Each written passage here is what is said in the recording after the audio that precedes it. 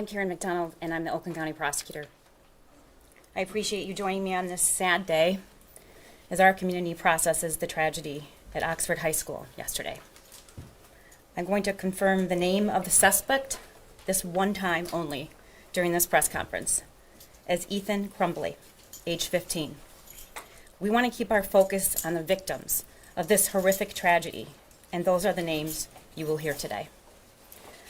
I want to also extend my deepest gratitude to the first responders who arrived on this scene at Oxford High School yesterday. Thank you to the deputies from the Oakland County Sheriff's Department who reacted swiftly and bravely to apprehend the suspect, preventing even more tragedy. I have also been working closely with the Oakland County Sheriff, Mike Bouchard, and his team to gather all information available related to this case. I also want to thank the Governor Whitmer, the Michigan Attorney General Dana Nessel, and our County Executive David Coulter for their support. We have watched school shootings unfold in communities across this country for far too long. Sadly, the national spotlight is shining today on our community, Oxford and Oakland County, as we face this tragedy together. This has touched all of us so deeply as a community and on a personal level, as we look at our own families and imagine the unthinkable hitting home. I want to express my deepest condolences to the families, friends, and loved ones of the victims. Hannah St. Juliana, Madison Baldwin, Tate Meyer, and Justin Schilling. I have had an opportunity to speak to two of those fathers and intend to speak to the other two very soon. We can all agree that no parent, no loved one, no friend should ever have to face the loss and grief you are experiencing right now. I also ask you to join me in praying for those still fighting to recover from the injuries sustained as part of yesterday's attack. Today is the start of the legal process.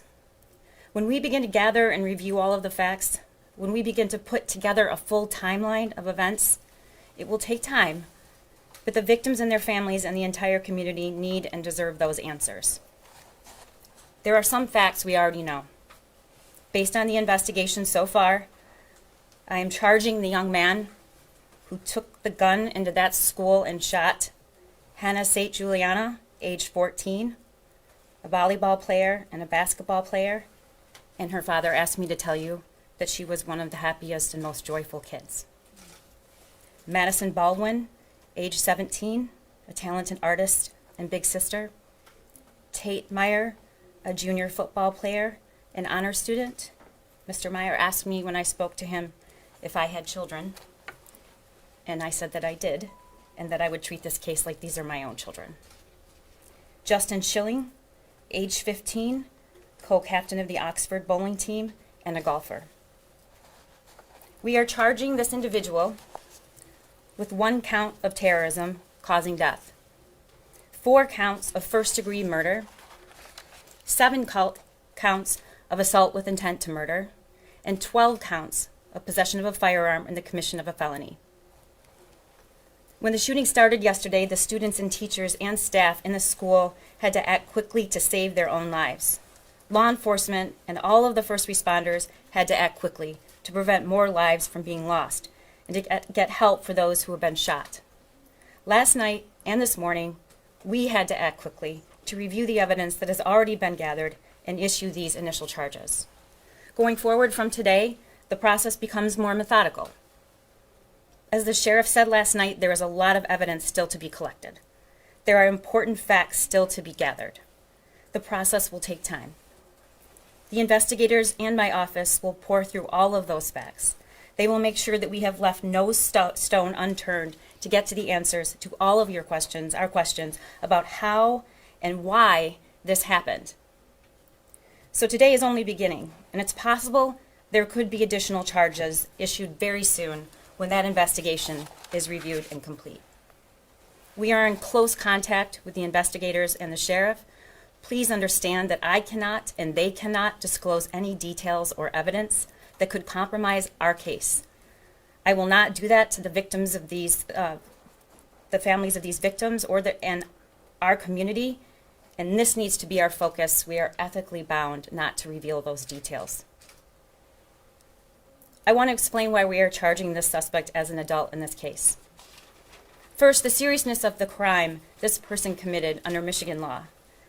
There are crimes that the legislature has said are so serious that a person who commits them can automatically be charged as an adult. First-degree murder is the most serious of all those crimes. Second, there are facts leading up in the shooting that suggest this was not just an impulsive act. Those facts are not appropriate for discussion right now because it could affect the prosecution of this case. Lastly, charging this person as an adult is necessary to achieve justice and protect the public. Any other option would put all of us at risk of this person because they could be released and still a threat. My job is to protect our community from people who commit these kinds of crimes, and that's what I'm going to do. Let me explain the next steps. A short time ago, these charges were issued, and law enforcement is swearing to these charges currently. The suspect will be arraigned later this afternoon. To prevent further tragedies like the one we witnessed yesterday and at large, we have got to address responsible gun ownership in this country and in Oakland County. Responsible gun ownership, including the security of a gun, is an absolute imperative to protect our community today and in the future, and those who do not do that should be and will be held accountable. Kids deserve better. Parents deserve better. Teachers deserve better. We have to do better. And I'm committed to seeking justice for the victims of the Oxford High School shooting and all Oakland County kids who face violence. It's my fervent hope that this will be the last time we experience an incident like this happen in Oakland County or anywhere. I'm committed to doing my part to ensure we honor the lives of those lost, those taken, by pursuing this case with the full weight of this office. And now I'll take questions. You say that this wasn't an impulsive act, but you don't want to talk about it. I mean, don't you owe some explanation to folks about what that is? And, I mean, we've been asking about that, the community's been asking about that. There's got to be something you can give us in terms of what that impulsive act is. I understand you have a whole prosecution to do, but there's a way to do that.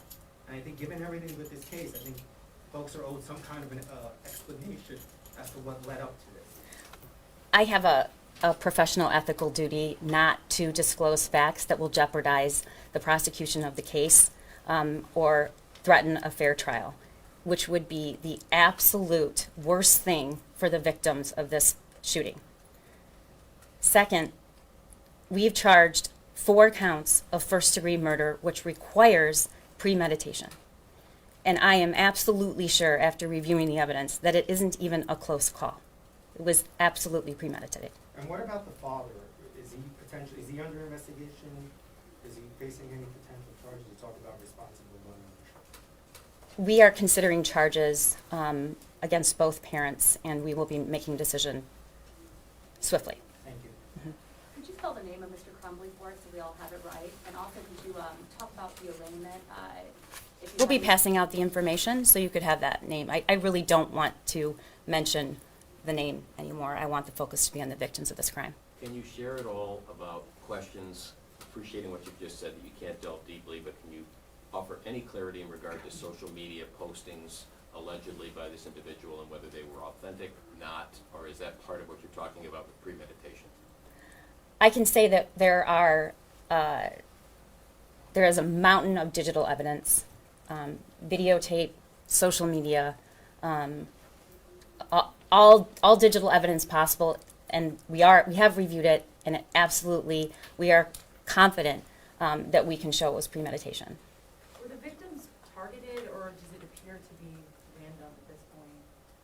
I can't comment on that. The premeditation, is there a time period you can give us, at least, of when you think he started planning this? Well before the incident. Days, weeks? I mean, the gun was purchased 4 days before. Well before the incident. Thank you. Yes. Just a question about Can you how talk- Hold on a second. Go Can you ahead. talk about what you found inside his home when you were searching it? A search warrant was executed, and I cannot comment on what was discovered. Can Yes. you talk about the terrorism charge and how someone even gets charged with that? Yes, I'd love to.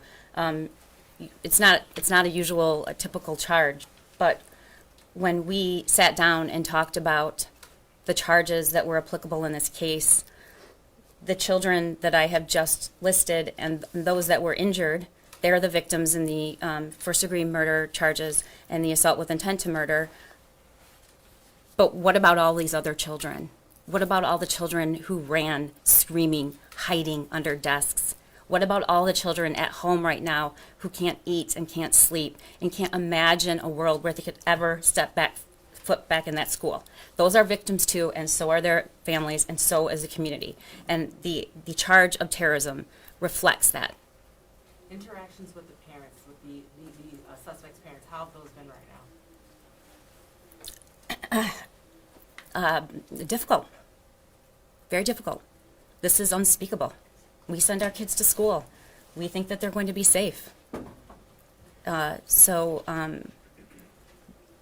only thing that I can do as the prosecutor is ensure that I will do everything I can to prosecute this case and pursue justice for these victims, but also to speak out and say that we need better gun laws. Did the shooter or the parents have any prior record? I can't comment on that. to verify, he's facing life in prison because he's being charged as an adult, is that correct? That is correct. Sorry again. In terms of, is there anything that was missed by the school? Are you investigating anything like that, whether or not there were any warnings? There's been a lot of talk of this. Have you found anything so far in your investigation? You know, my focus isn't on what the school did wrong or right. My focus is on the victims in this case.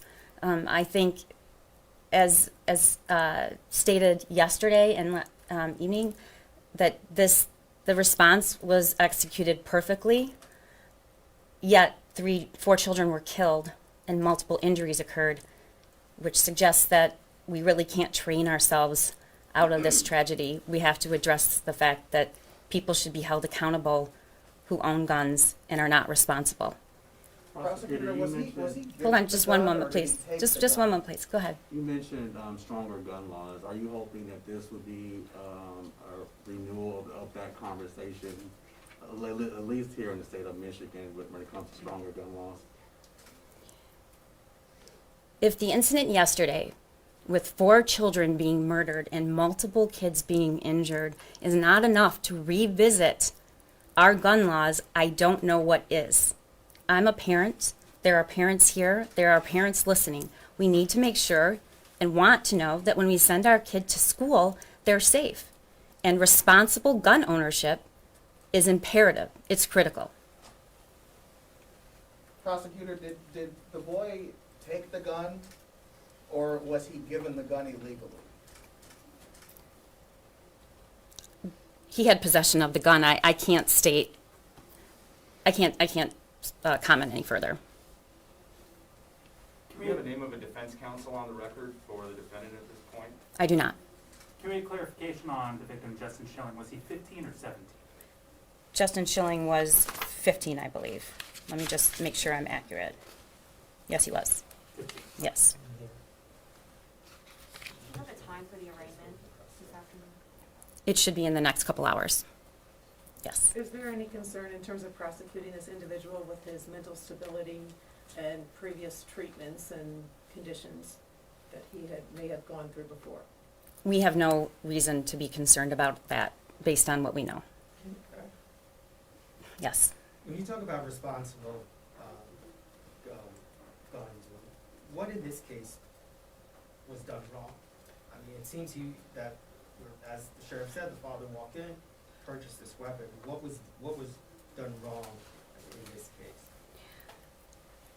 case? Shortly, we will be announcing whether or not there will be further charges. Those questions will be answered at that time. However, we know that owning a gun means securing it properly and locking it and keeping the ammunition separate and not allowing access to other individuals, particularly minors. We know that. And we have to hold individuals accountable who don't do that. From everything you've seen, is there anything that you can say about potential or possible motive in this case? I can't state right now. I can't comment on it. Forgive the redundancy, but can you clarify at all in regard to the randomness of it or the targeting of it, or is that information you can't share in regard to whether this was a spontaneous and these victims were just there at the wrong time, or whether they were individually sought out? I can tell you that he's charged with 4 counts of first-degree murder, which require us to prove premeditation. And it was done, as you know, in a school hallway. So that's all I can say. But the hypothetical could be he came to kill somebody that day, premeditating, but not necessarily knowing who. In specificity of the victims, was he looking to kill them, does it appear, or you don't know? I can't comment on it, and I want to make sure that everyone understands why. It is not that I don't want the public to know. I'm a parent, I'm a member of the community. I would want to know too. But we as prosecutors are ethically bound to not reveal any statements that could jeopardize the prosecution of the case and providing a fair trial. Because if that happened, that would be tragic for the families of these victims. Prosecutor, as you stand up here today and, you're taking questions in real time, how do you decide what crosses that line of what would affect the trial? I don't have to decide it. The United States Supreme Court has decided it, and it is that we should not make a statement about the defendant or the evidence that could prejudice a fair trial. Were there any kind of writings that the suspect left behind that you found? There is a mountain of evidence, and I can't comment on the exact. Prosecutor, you've mentioned several times today that you're a parent. This is obviously very emotional for this community. This is your community. What message are you sending with these specific charges?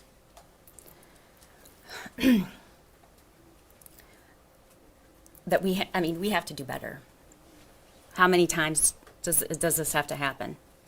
How many times?